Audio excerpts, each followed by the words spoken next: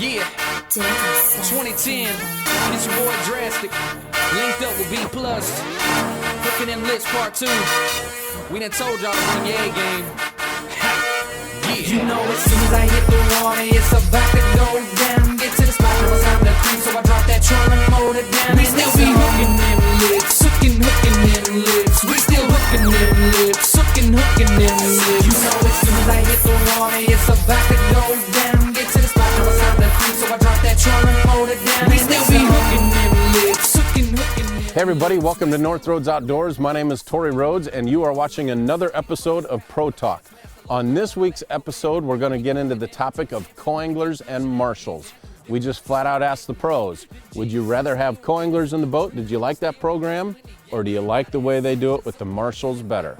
The new marshal system is the only way to go. I mean, it's all about us now.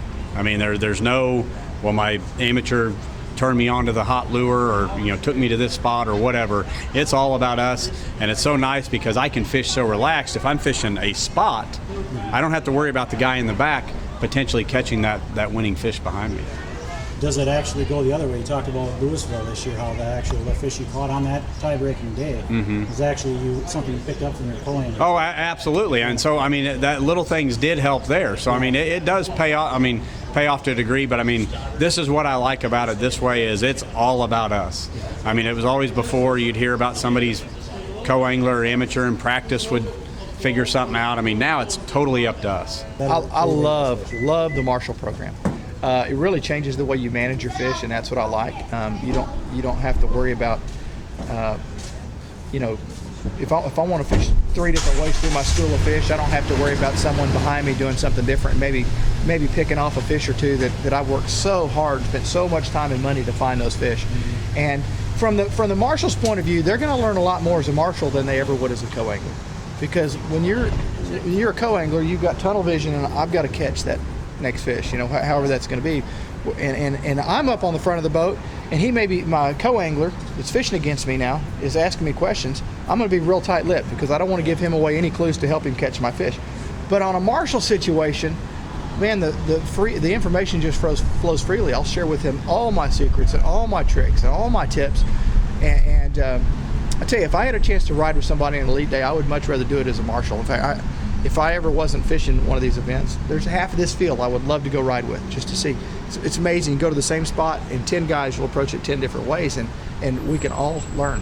It doesn't, it really doesn't make any difference to me. I mean, you're going to hear a lot of them say they don't want a co-angler fishing in the back, but I mean, the way I look at that is, I'll make the point real quick. Don't throw over me, I feel like if you catch a big one behind me, I probably wasn't going to catch it anyway.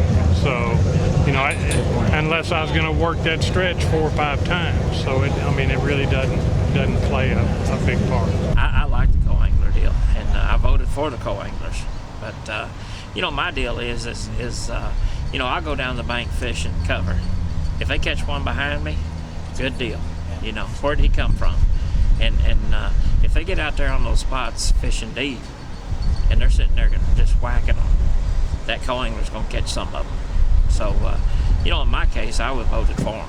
My explanation of a co-angler would be a cheap guide trip that you can actually make money at if you do well. And I think the more that they're in it, it's getting easier for them to figure out ways to work around to catch fish. And it's what we do for a living, and I love having somebody in the boat, but I hate having somebody behind me casting, or I got to go back or do this. Well, there you have it. It seems to be a little bit of a mixed bag, but I would say you'd probably have to push to where most of these guys like the way they do it with the Marshall program. All right, everybody, next week on Pro Talk, we're going to ask a lot of the veterans of the Pro Tour what they think the most difficult obstacle is to actually get in to the circuit and become a pro fisherman. That's next week.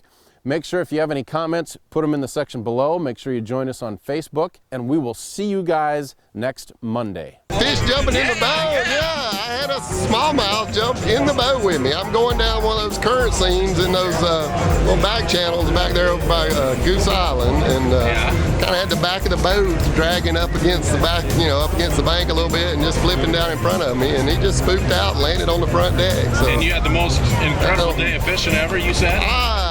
The first day was the most incredible ever. I may have put 100 in the boat. I don't know. I had cramps in both biceps.